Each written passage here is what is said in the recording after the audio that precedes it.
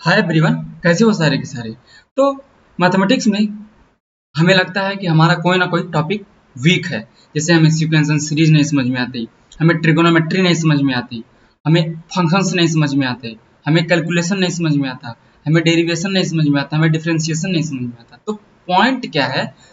Fact ये नहीं है कि हमें मैथमेटिक्स में कोई टॉपिक समझ में नहीं आता, फैक्ट कुछ दूसरा है। नमस्कार दोस्तों, मेरा नाम लक्ष्मण और आइए बहुत ही इंपॉर्टेंट टॉपिक के बारे में बात करते हैं, सेट्स। तो हमें ये नहीं लगता है कि हमारा कोई टॉपिक वीक है, बट फैक्ट ये होता है कि हमें सेट थ्योरी कहीं ना कहीं हमारी वीक होती है। हम जैसे हमें होता है ना कि हमें कभी कभी बहुत सी बेसिक चीज़ों को जानना हमारे लिए बहुत जरूरी होता है। वैसे ही मैथमेटिक्स में अगर आप लीड करना चाहते हैं तो सेट थ्योरी हमारे लिए बहुत इंपॉर्टेंट हो जाती है मैथ्स को जानने के लिए। तो इस वीडियो लेक्चर में हम सेट का पूरा चैप्टर नहीं पढ़ेंगे, बस उसके कुछ प्रॉपर्टीज और डिफिनेशंस। आइए देखते हैं क्या होता है। अब जैसे आप लोगों को पता ही होगा कि सेट क्या होता है। जैसे आप लोग घर में होते हैं, आपकी मम्मी बोलती हैं, हमारी मम्मी बोलती हैं कि इस वस्तु को इस अलमारी में रख दो, कॉपी किताब एक अलमारी में रख दो, खेलने वाली चीजें एक अलमारी में रख दो। मतलब सिमिलर वस्तुएं जब किसी एक कलेक्शन में रखी जाती हैं तो वहां पे आता है सेट का कॉन्सेप्ट। मतलब एक ऐसा ग्रुप जिसमें जो एलिमेंट हैं उनकी प्रॉपर्टीज सेम है। तो सेट क्या होता है? सेट हमारा एक well and defined collection of object होता है। अब जैसे आप लोगों को सेट की डिफिनेशन पता होंगी कि सेट में एलिमेंट होते हैं, उनकी प्रॉपर्टीज डिफाइंड होती हैं, डिटरमाइंड होती हैं, ये सब होता है।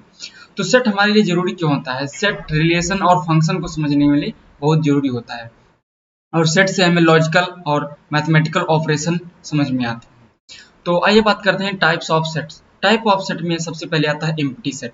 अब एम्प्टी सेट का कॉन्सेप्ट जैसे हम लोग पढ़ते हैं जीरो। जीरो का कॉन्सेप्ट कुछ नहीं है, मतलब कुछ नहीं, लेकिन हम लोग जीरो पढ़ते हैं। हम लोग जानते हैं कि जीरो का बहुत महत्व होता है, लेकिन जीरो का मतलब कुछ नहीं होता है, फिर भी हम लोग उसे पढ़ते हैं। वैसे ही सेट थ्योरी में एक सेट आता है एम्प्टी सेट, जिसको हम इस प्रकार से डिनोट करते हैं या फिर फाइव से डिनोट करते हैं। तो ये आता है एम्प्टी सेट। अब दूसरा सेट आता है इक्वल सेट। अब जैसे हमारे पास दो सेट दे दिए गए हों, ए इज इक्वल टू, एक ए सेट है जिसका 5 6 7, इसमें ये वैल्यूज हैं, और बी है जो कि इसमें 5 6 7, और ये जो ऑर्डर है ये जरूरी नहीं है कि सेम हो सकता है। अब यहाँ पे जैसे 7 6 5 भी हो सकता है, बट इसमें जो एलिमेंट है हूबहू एकदम सेम होने चाहिए। मतलब set A equal to set B तभी होगा जब उसके सारे एलिमेंट सेम हों दो सेट के। और तीसरा आता है इक्विवेलेंट सेट। इक्विवेलेंट सेट का मतलब होता है सेम कार्डिनलिटी। अब कार्डिनलिटी आप लोगों को पता होता है कि सेट के नंबर जो होती है उसको कार्डिनलिटी बोलते हैं। मतलब number of elements in set A is called the cardinality of A. मतलब एक, जैसे अपना सेट यहाँ पे ए है, इसमें नंबर ऑफ कार्डिनलिटी क्या है? 3 है, यानी नंबर ऑफ एलिमेंट 3 है, तो इसकी कार्डिनलिटी 3 है। वैसे ही यहाँ पे अब ये ध्यान देने वाली बात ये है कि जैसे इक्विवेलेंट सेट होता है अपना बुला बुला, तो इसमें जो नंबर ऑफ एलिमेंट्स होते हैं वो सेम होते हैं, बट ये जरूरी नहीं होता कि सेम एलिमेंट ही हो। जैसे भाई एक सेट है अपना ए जिसमें एलिमेंट है पी क्यू आर, और एक सेट है अपना बी जिसमें एलिमेंट है 1 2 3। मान लीजिए तो इसमें नंबर ऑफ एलिमेंट सेम है, बट जरूरी थोड़ी है कि पी वन के बराबर हो, क्यू टू के बराबर हो, आर थ्री के बराबर हो। ये हमारे पास जरूरी नहीं है। तो ये होता है इक्विवेलेंट सेट, यानी सेम कार्डिनलिटी। अब आता है सिंगलटन सेट। सिंगलटन सेट जिसमें केवल एक एलिमेंट, जैसे अपना सेट हो गया 9। अब जैसे कोई बोल दिया कि अ, जैसे बोल दिया कि एक्स स्क्वायर बताइए, जहाँ पे x इज लेस देन और इक्वल टू 5, तो इसमें आ जाएगा 4। मतलब कोई ऐसा एलिमेंट जो किसी नंबर का स्क्वायर हो, तो ऐसे 2 का स्क्वायर 4 है और 1 का स्क्वायर 1 है। तो मतलब ऐसा कोई सेट बनाइए जिसमें केवल एक एलिमेंट। सबसेट, दूसरा चीज आता है सबसेट एंड सुपरसेट। जैसे आप लोग ऐसा समझिए कि ये यूनिवर्स, पूरा जो यूनिवर्स यानी ब्रह्मांड है, इसको आप सुपरसेट मान सकते हैं। समझ में आया? इसको आप सुपरसेट मान सकते हैं। और सो गैलेक्सीज हो गई, तारे हो गए, पृथ्वी हो गई, चंद्रमा हो गई, इसके सबसेट होते हैं। तो सबसेट क्या होता है? किसी सेट का पार्ट होता है। अरे भाई, हमारे पास मान लीजिए आप लोग घर में हैं, घर में पापा ने 10 केला लाया, अब उसके लिए बांट दिया कि 2 आम इनको दे दो, 2 आम इनको दे दो, 4 आम इनको दे दो, मतलब ऐसे ग्रुप में बांट दिया, तो उसको बोलते हैं सबसेट। यानी जब हम किसी कलेक्शन को डिवाइड कर देते हैं फाइनाइट एलिमेंट में, तो उसे हम बोलते हैं सबसेट। ठीक है, तो अब ये सबसेट कोई जरूरी है कि फाइनाइट इनफाइनाइट, वो डिपेंड करता है कि अपना सेट कैसा है।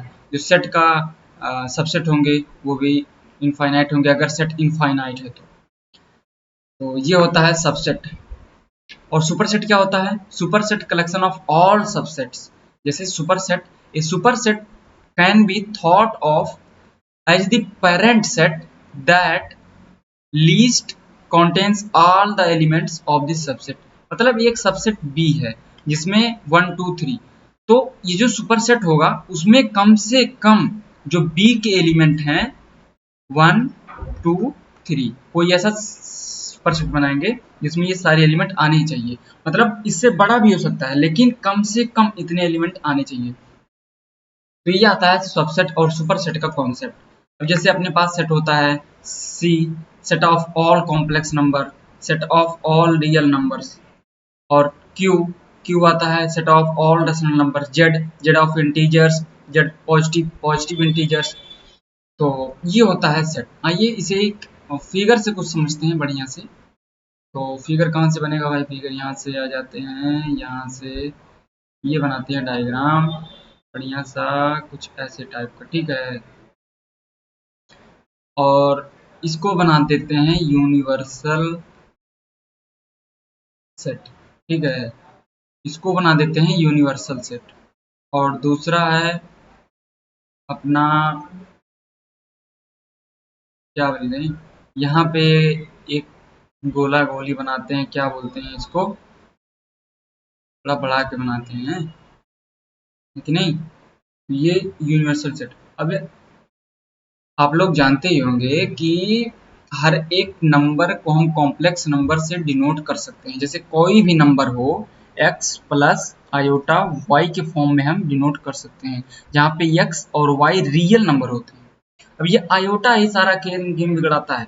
अब x और y तो रियल है, अब किसी भी नंबर को रियल हो चाहे रेशनल हो चाहे इंटीजर्स हो चाहे नेचुरल हो, उसको हम कॉम्प्लेक्स नंबर के फॉर्म में डिनोट कर सकते हैं। जैसे मान लीजिए आपके पास 5 है, ठीक है, तो 5 को हम 5 प्लस आयोटा इंटू 0 कर सकते हैं, है कि नहीं।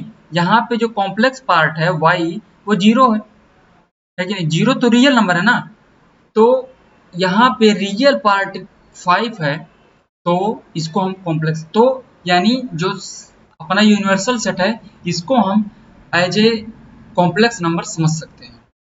अब इसके बाद आता है, इसके बाद ये यूनिवर्सल सेट हो गया जिसको हम कॉम्प्लेक्स नंबर से भी डिनोट कर सकते हैं C। अब एक दूसरा फिगर बनाते हैं,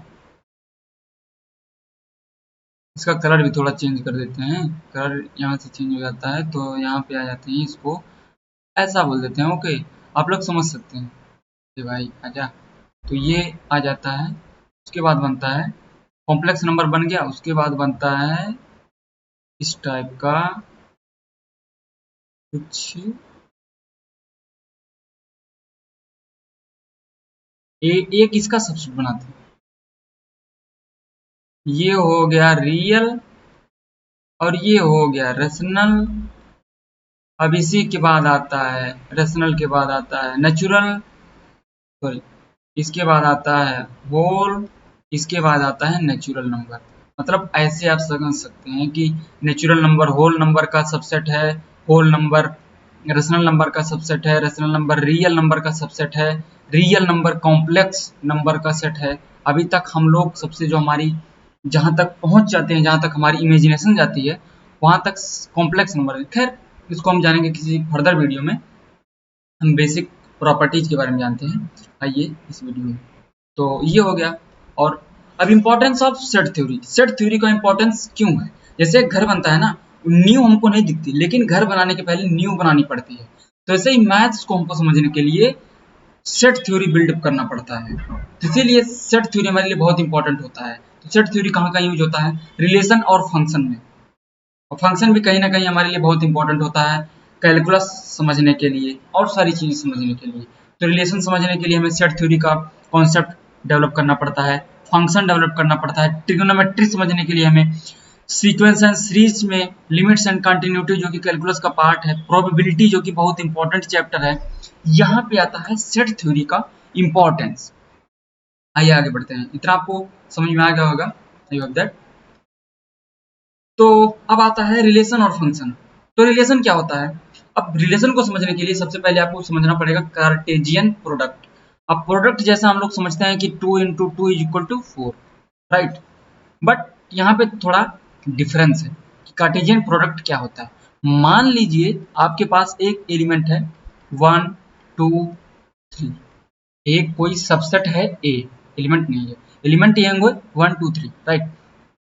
और बी बनाते हैं कोई सेट जो है पी क्यू आर, ठीक है। अब Cartesian product A cross B = अब 1 का p से मल्टीप्लाई करेंगे, मतलब सारे ऑर्डर्ड पेयर। डिफिनीशन में आप लोग पढ़ा होगा कि relation is the Cartesian product of all ordered pair of A cross B. तो ऑर्डर्ड पेयर का मतलब कि इसमें ऐसे टाइप के एलिमेंट आएंगे, जैसे यहाँ पे ये पता नहीं क्या लिखा हुआ है ना, समझ में नहीं आता ऐसे हम लोगों को चीजें। भाई इतना मैथमेटिकल लिख देते हैं कि हमको समझ ही नहीं आता। अब समझो ऐसे, मतलब जैसे हम लोग सेट पढ़ते थे, ठीक है, a = 1 2 3, मतलब इसमें एक एक एलिमेंट आ रहे थे। लेकिन अब जो ये p क्रॉस q का भी एक सेट बनेगा, इसको हम भले से रिलेशन बोल रहे हैं, लेकिन ये भी एक प्रकार के सेट ही है। तो इसमें दो टाइप के एलिमेंट आएंगे, ऐसे ऐसे ऐसे करके, ऐसे ऐसे करके, ऐसे ऐसे करके आएगा। लेकिन इसमें दो एलिमेंट रहेंगे 1 2 1 3 ऐसे ऐसे करके, मतलब इसमें दो एलिमेंट आएंगे।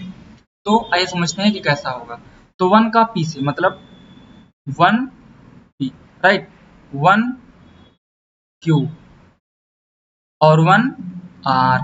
उसके बाद आ जाता है 2 p 2 3 2 r। फिगर नहीं सी बन रहा है, थोड़ा इसके लिए माफ कर देना। फिर 3 का 3 से ये रहा 3 और ये रहा p, 3p कॉमा लगाते जाएंगे, 3, q और 3, r। थोड़ा कॉम्प्लेक्स हो गया ना? अरे यार इसको आसान भाषा से समझें। जैसे ये अपने पास आता है a क्रॉस b = अपने पास देख लेना क्या था, a था 1 2 3 1 2 3, और इसको हम ऐसे कर सकते हैं p q r, ठीक। तो 1 क्रॉस p मतलब सबके साथ जोड़ा बनाते चले जाएंगे, 1 q 1 r, अब 2 p 2 q 2 r 3 p 3 q 3 r। तो ये जो अपना कलेक्शन बना, ये होता है रिलेशन।